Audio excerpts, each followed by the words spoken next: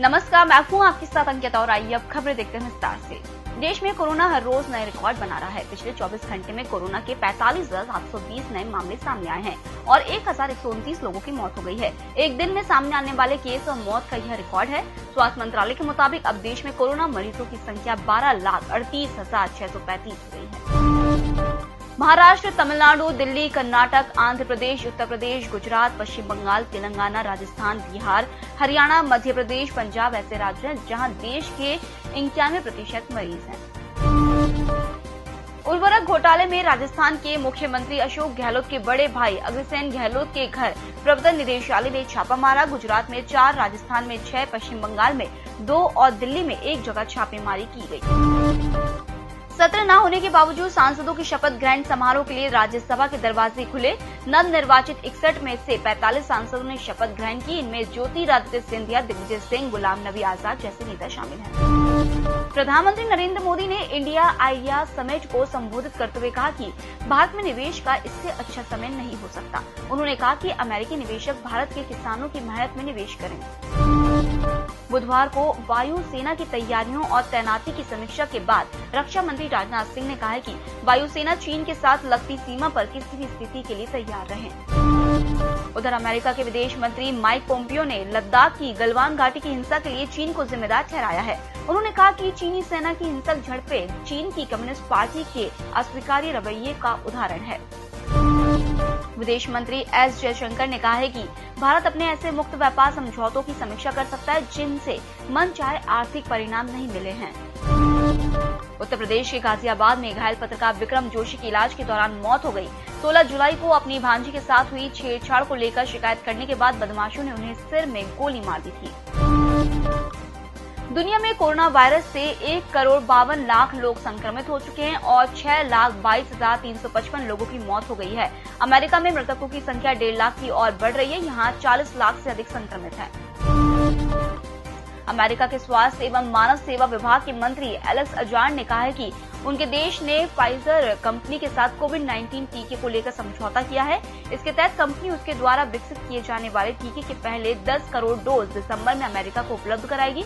समझौते के तहत अमेरिका कंपनी से टीके की 50 करोड़ खुराक और खरीद सकता है। चीन और अमेरिका के बीच विवाद होने के बावजूद अमेरिकी राष्ट्रपति डोनाल्ड ट्रंप ने चीन और दूसरे देशों के साथ कोरोना वैक्सीन बनाने की इच्छा जताई है। राष्ट्रपति ट्रंप ने कहा है कि जो भी हमारे लिए कोरोना वैक्सीन का अच्छा और बेहतरीन परिणाम लेकर आएगा, हम उसके साथ काम करने को तैयार हैं। दुनिया की मशहूर टेक्नोलॉजी कंपनी टेस्ला के सीईओ एलन मस्क द्वारा विकसित की जा रही न्यूरो लिंक ब्रेन इम्प्लांट तकनीक सफल होने पर हेडफोन की जरूरत नहीं पड़ेगी। मस्क एक ऐसे प्रोजेक्ट को फंड कर रहे हैं जिसके तहत बने कंप्यूटर छोटे चिप के आकार के होंगे जिन्हें दिमाग में इम्प्लांट किया जा सकेगा। अमेरिका और चीन के रिश्ते बेहद तलब दौर पर पहुंचते जा रहे हैं। ह्यूस्टन स्थित चीनी कॉन्सुलेट में हजारों डॉक्यूमेंट्स जलाए गए हैं। इसके कुछ घंटे बाद अमेरिका ने चीन से 72 घंटे के अंदर इस कॉन्सुलेट को बंद करने को कहा। इसकी जानकारी चीन के सरकारी अखबार ग्लोबल टाइम्स ने दी गई है। अखबार के एडिटर ने इसे पागलपन करार दिया। मैकेफे की एक रिपोर्ट में कहा गया है कि नए वित्तीय वर्ष के शुरुआती 3 महीनों में दुनिया में प्रति 3 मिनट साइबर अटैक के 375 मामले दर्ज किए गए। इनमें से 47% मामले अमेरिका में दर्ज किए गए हैं। ब्रिटेन में इंटेलिजेंस एंड सिक्योरिटी कमेटी ने ब्रेक्जिट के लिए जनमत संग्रह में रूसी दखल के मामले की जो रिपोर्ट जारी की है उसने बताया है कि रूसी खतरे को नजरअंदाज किया गया और कोई कदम नहीं उठाया गया। रिपोर्ट के अनुसार सरकार ने इस बात पर ध्यान नहीं दिया कि रूस के लिए अमेरिका और नाटो के बाद ब्रिटेन सबसे बड़ा निशाना है। चीन सरकार ने मुसलमानों के बाद अब ईसाइयों को प्रताड़ित करना शुरू कर दिया है। यहाँ पर ईसाइयों को आदेश दिया गया है कि ईसा मसीह की तस्वीरें हटाकर चीन के राष्ट्रपति की तस्वीरें लगाएं। चीन के एक शहर में क्रेन की मदद से चर्च पर लगा क्रॉस हटा दिया गया। एक अध्ययन में बताया गया है कि कोरोना वायरस की वजह से लगाए गए लॉकडाउन के दौरान कई देशों में शिशुओं की प्री मैच्योर डिलीवरी में काफी गिरावट आई है। इसका कारण प्रदूषण में कमी और घरेलू काम खुद करना है। नेपाल में सत्ताधारी कम्युनिस्ट पार्टी की बैठकों के बाद मौजूदा प्रधानमंत्री केपी शर्मा ओली और कम्युनिस्ट पार्टी के सह अध्यक्ष पुष्प कमल दहल के बीच मंत्रिमंडल में फेरबदल पर सहमति बनती दिख रही है। मंत्रिमंडल विस्तार 28 जुलाई की बैठक के बाद होगा।